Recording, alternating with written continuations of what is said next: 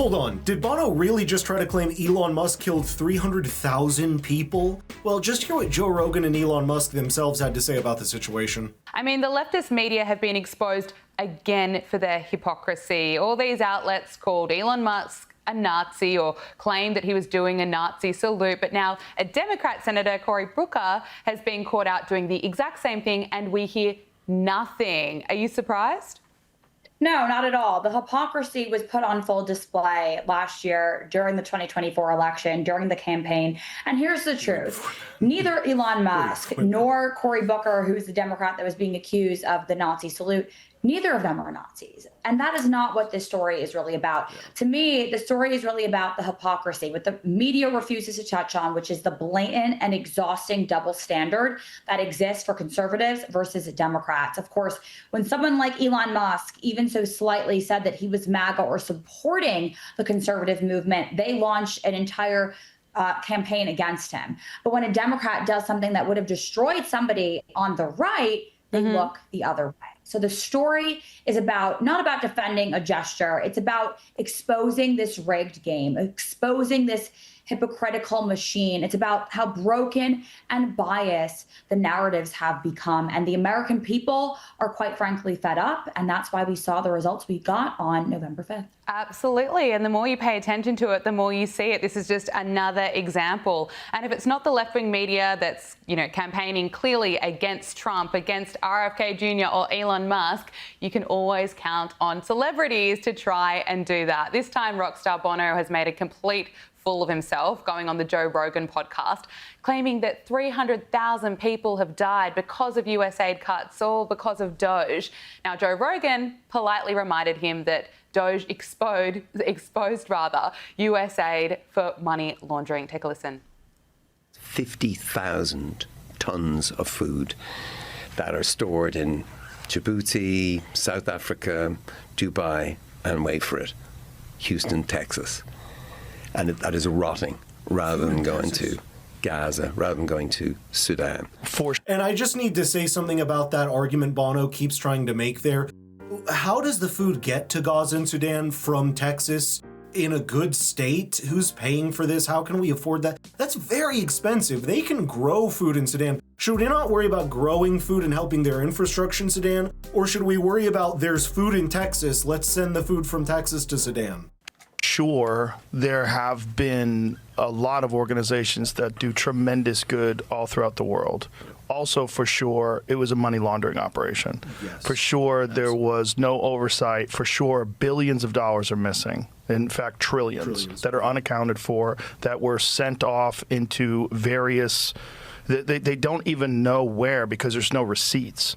The way Elon Musk described it, he said if any of this was done by a public company, the company would be delisted and the executives would be in prison. And that's really important to say as well, because there were billions in cash, like not just transactional payments. You can check the wires and stuff, the wiring, literal cash money just being sent out willy-nilly, wherever the heck they wanted it to. So yeah, it was a laundering scheme. Yeah, and Elon Musk also Allegedly. weighed in, posting on X that Bono is a liar and an idiot and 0 people have died. It seems that Bono got this figure from a speculative model built by Brooke Nichols, a mathematical health modeler at Boston University, projecting what could happen as a result of the cuts. But Caitlin, what do you make of this rant on the Joe Rogan podcast? There it is. I mean, this claiming 300,000 people died from USAID, the cuts is just irresponsible.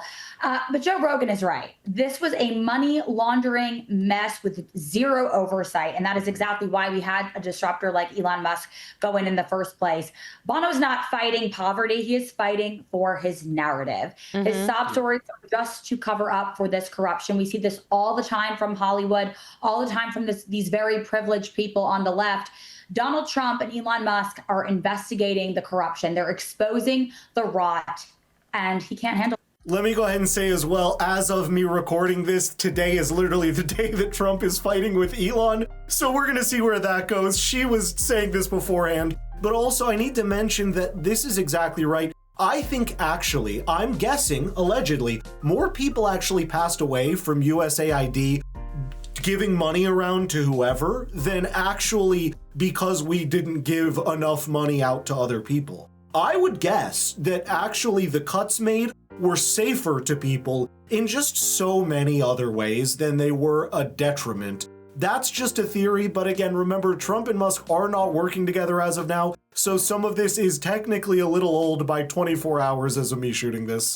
That a lot of the Hollyweird people can't handle that. I'll give Joe Rogan a lot of credit though, because it really struck me Rogan's superpowers here were on full display. As a journalist, you can relate to this. Letting a liberal, letting a guest come on your show and spewing lies and actually sitting there, letting the Hollyweird liberal say his piece, no matter how baseless and ridiculous it is. And then he actually just sat there. I would have interrupted. So kudos to Joe Rogan there. He is a really good interviewer in that sense, where he really tries not to completely discredit someone or cut them off if possible. So I do have to give him kudos as well. That is something I like about Joe. Credit to Joe Rogan, and very embarrassing for Bono. That clip has now gone viral, and it's not the way he would have liked. He probably should have been paying more attention to the work that Elon is actually doing, and Doge is here to stay. But I do want to ask you about this because I'm sure you're aware our president gave you a little shout out. How much did Kamala Harris pay Bruce Springsteen for his poor performance during her campaign for president? Why did he accept that money if he's such a fan of hers? Isn't that a major and illegal campaign contribution? What about Beyonce? And how much went to Oprah and Bono?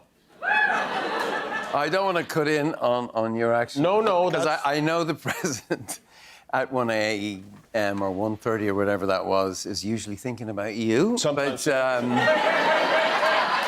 But two points I'll make. One, to be in the company of Bruce Springsteen, Beyonce, and Oprah. I'd play tambourine in that band.